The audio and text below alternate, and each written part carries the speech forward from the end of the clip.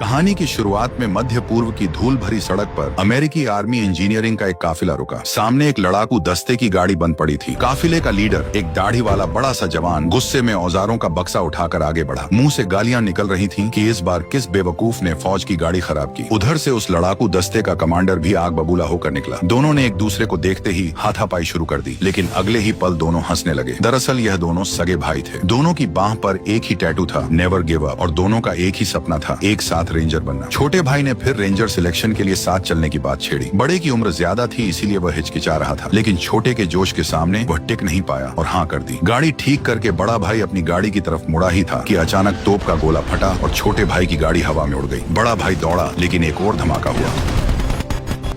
कुछ देर बाद वो खून से लथपथ किसी चमत्कार से उठा, लेकिन उसके घुटने में छर्रा घुसा था।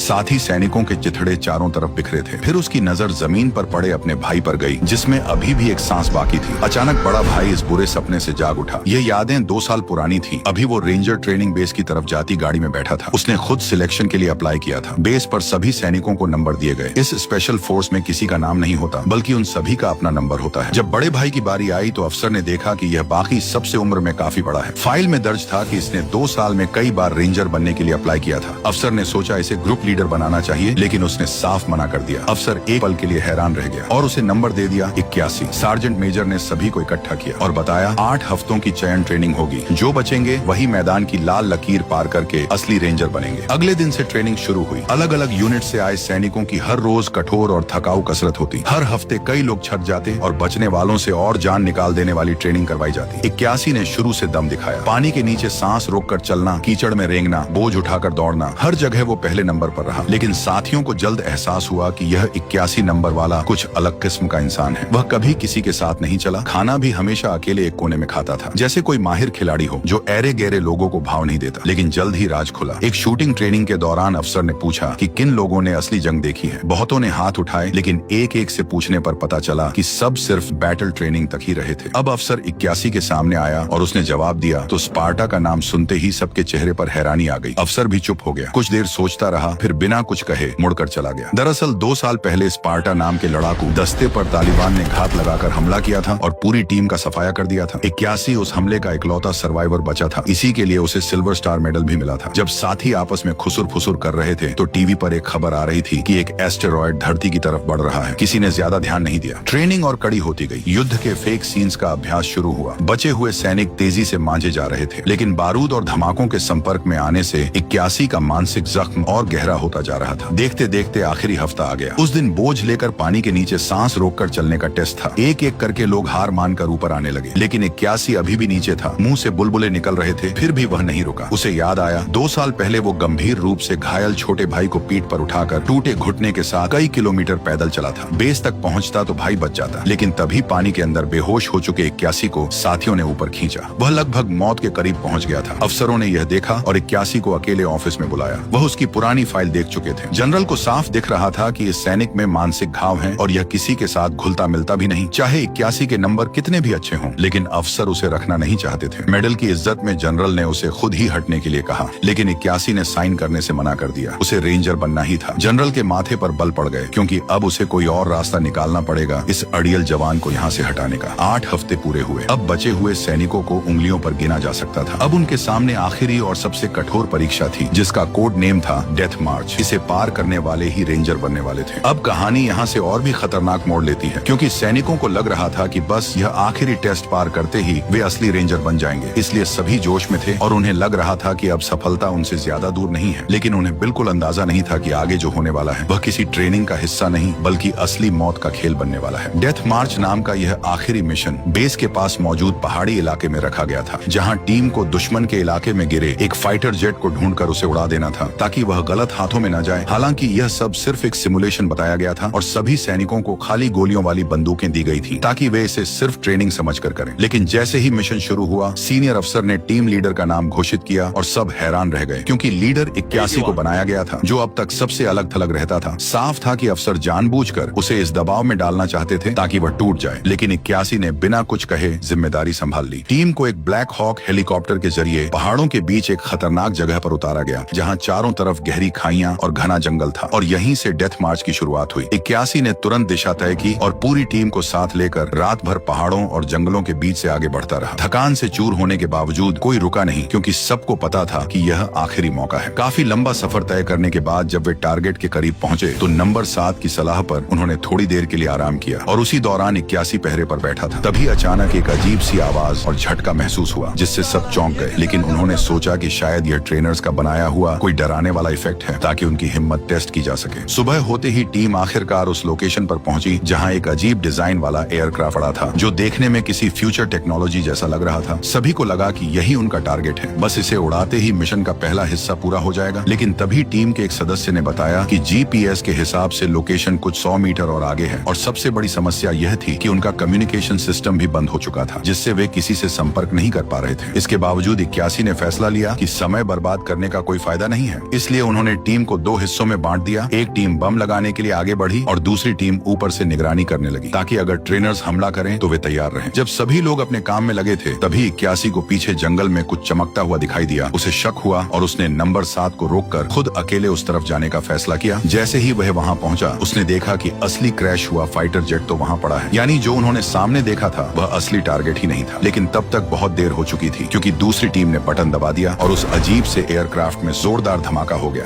लेकिन धमाके के बाद जो हुआ उसने सबकी रूह कपा दी, क्योंकि उस मशीन को जरा सा भी नुकसान नहीं हुआ, बल्कि वह खुद खड़ी हो गई और अचानक एक्टिव होकर आसपास मौजूद इंसानों को स्कैन करने लगी। ये कोई साधारण मशीन नहीं, बल्कि एक घातक AI वॉर मशीन थी, जिसने इंसानों को पहचानते ही तुरंत उन पर हमला शुरू कर दिया। गोलियां और मिसाइलें बरसने लगी। 81 भागते हुए वापस गया और उसने तुरंत एक महिला सैनिक को धक्का देकर बचाया, फिर सभी को लेकर वहां से भागने लगा। लेकिन भागते भागते वे एक खतरनाक चट्टान के किनारे पहुंच गए, जहां आगे कोई रास्ता नहीं था। तभी आसमान से एक धातु का गोलाकार बम उनके बीच गिरा, जो कुछ ही सेकंड में खुलकर लाल रंग की रोशनी छोड़ने लगा और फिर जोरदार धमाके के साथ फट गया। इस विस्फोट ने सभी सैनिकों को खाई की तरफ उछाल दिया। लोग लुढ़कते हुए नीचे गिरने लगे। कोई चट्टानों से टकराकर वहीं मर गया तो कोई पेड़ों की नुकीली टहनियों में फंस गया। 81 भी बुरी तरह गिरकर नीचे पहुंचा और उस पल उसे 2 साल पहले का वह हादसा याद आ गया, जब उसने अपने साथियों को खो दिया था। लेकिन इस बार वह टीम लीडर था और उसे हार मानने की इजाजत नहीं थी। उसने दर्द सहते हुए अपनी टूटी हुई उंगलियों को सीधा किया और घायल सैनिकों को संभालते हुए उन्हें एक जगह इकट्ठा किया। अब टीम बुरी तरह टूट चुकी थी। नंबर 7 ने सुझाव दिया कि उन्हें तुरंत हेडक्वार्टर से संपर्क करना चाहिए, इसलिए 81 खुद वापस ऊपर रेडियो लेने गया। लेकिन वहाँ का नजारा और भी खौफनाक था। हर जगह लाशें बिखरी थीं और रेडियो भी नष्ट हो चुका था। तभी उसने देखा कि एक जिंदा सैनिक अभी भी सांस ले रहा है। वह उसकी मदद के लिए बड़ा ही था कि तभी वह खतरनाक मशीन वहाँ आ गई। उसने उस सैनिक को स्कैन किया और बिना किसी दया के उसे मार डाला। फिर जमीन पर पड़े पैरों के निशान को स्कैन करके बाकी बचे लोगों की तलाश शुरू कर दी। 81 ने एक और अहम चीज नोटिस की कि हर अटैक के बाद उस मशीन के सिर से भाप निकलती है, जैसे कि वह खुद को ठंडा कर रही हो। यानी यही उसकी कमजोरी हो सकती थी। लेकिन अभी उनके पास लड़ने का कोई मौका नहीं था। स्थिति को समझते ही 81 तुरंत वापस अपनी टीम के पास भागा और सबको वहां से निकलने का ऑर्डर दिया। उसके कहने पर सभी सैनिक रस्सियों के सहारे नीचे उतरने लगे। एक सैनिक आखिर में रुका ताकि घायल नंबर 7 को नीचे भेज सके। नीचे खड़ा 81 उसे पकड़ने के लिए तैयार था, लेकिन तभी उसने देखा कि उसका कंपास तेजी से घूमने लगा है और उसे समझते देर नहीं लगी कि वह मशीन उनके पीछे आ चुकी है। ऊपर खड़े सैनिक के पीछे अचानक वह विशालकाय मशीन प्रकट हो गई और अगले ही पल नंबर 7 नीचे गिर पड़ा।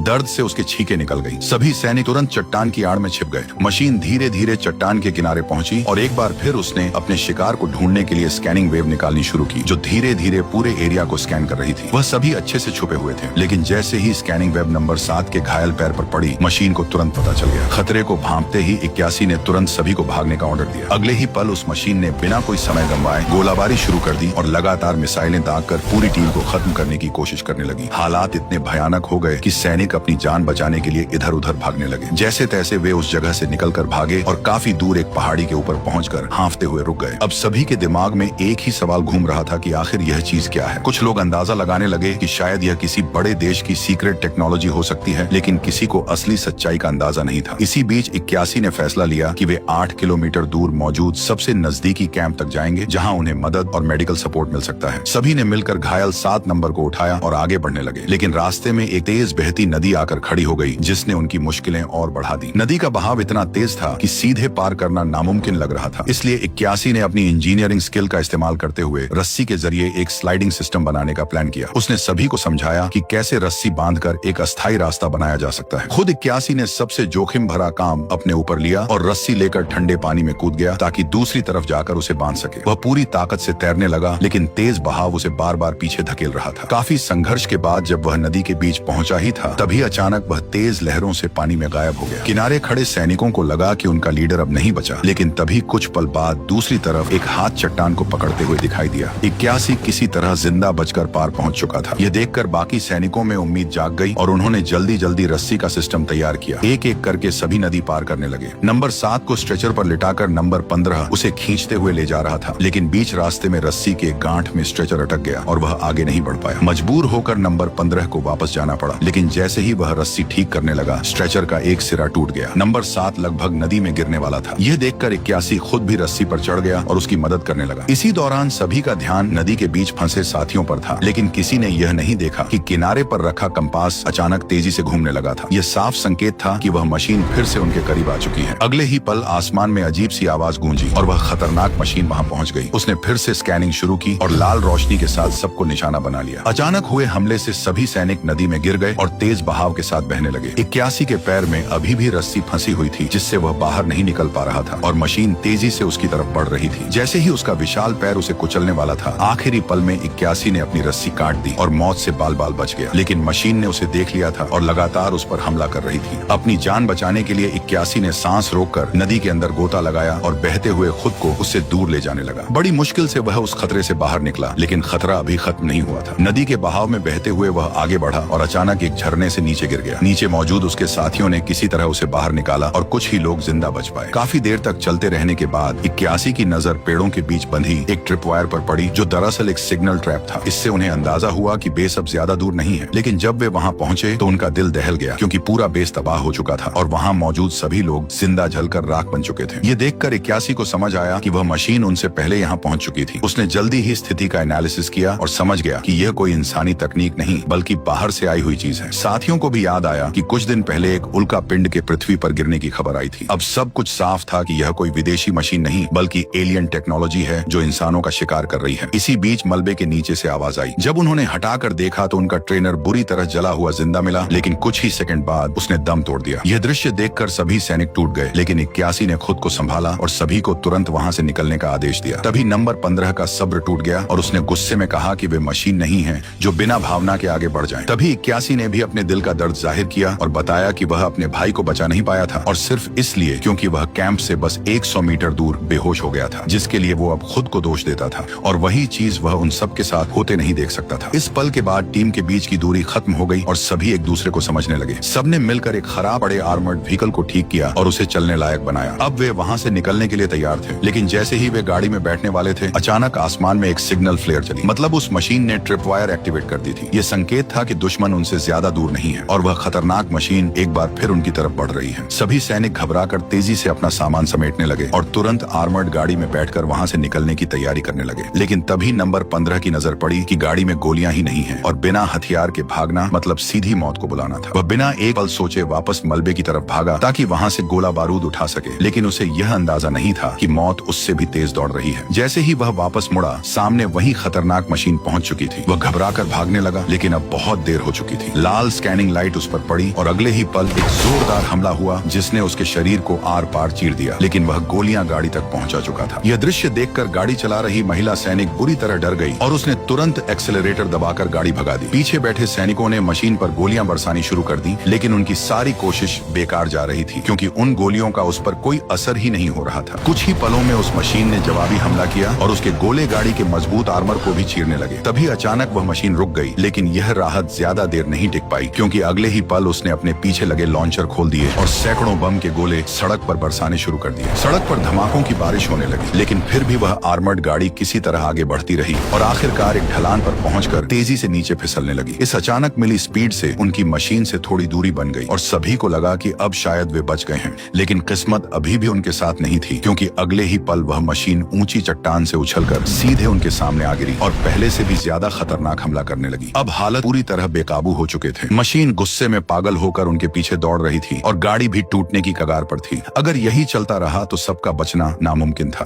तभी 81 को एक मौका दिखाई दिया। उसने तुरंत एक ग्रेनेड लॉन्चर उठाया और पास की पहाड़ी चट्टान पर निशाना साधकर फायर कर दिया। जोरदार धमाके से चट्टान टूट गई और भारी भरकम पत्थर उस मशीन पर गिर पड़े, जिससे वह कुछ देर के लिए दब गई।